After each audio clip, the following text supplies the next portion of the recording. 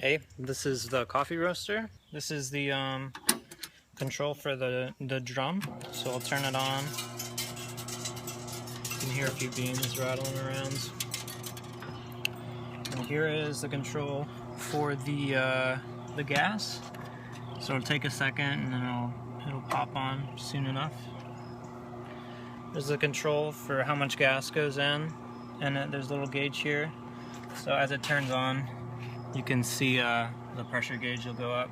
This is airflow here. And then I'm gonna make a roast of about a pound of coffee, just to give you an idea of how this works. So I'll let the roaster run for about, I don't know, 7 or so minutes, just to let the drum heat up. All right, while this is heating up, I'll just do a little video about the other features of the roaster. So this is the third button, which turns on the fan over here and the spindle arm here.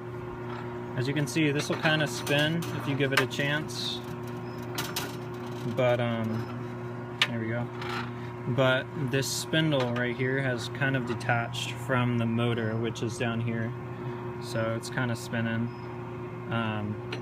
So I was able, or my friend and I were able to kind of fix it. It's just that it sometimes comes detached. So if you know anything about mechanics, you can probably fix it.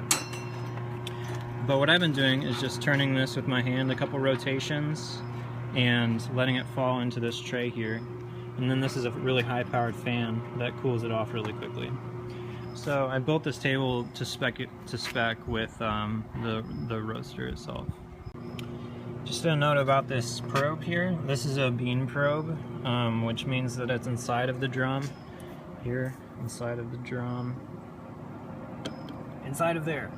And so this measures the temperature inside of the drum. This button here, it sets the max temperature that the probe goes to. So it's set at 425 now. I don't have. I basically never use it because I'm monitoring it by myself. I'm not letting the machine monitor it. Here's the chaff collector here. So this is a motor here, collects the chaff, and the chaff goes down here. Occasionally chaff will come out of this part right here, which is why you would need ventilation. I just do it outside, so it's no big deal for me. I'll just do a rundown of some of this other stuff. This needs to be oiled every once in a while. It basically controls how it sits inside of this chassis thing. So if you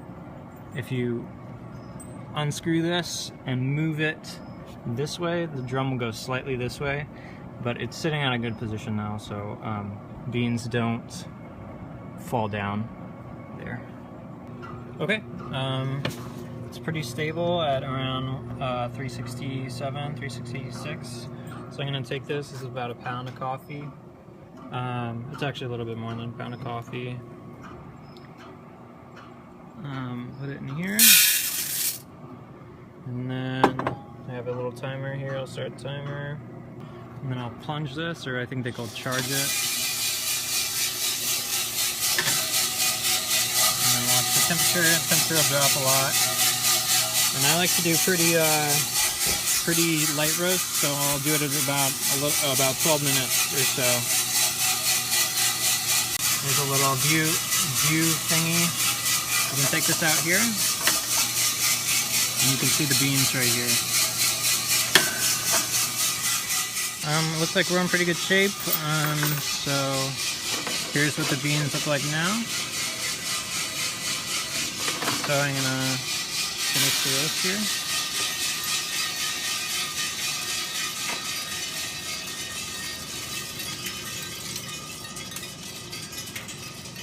And I'll turn on the fan. Otherwise the beans will keep roasting. And we'll just turn on like so.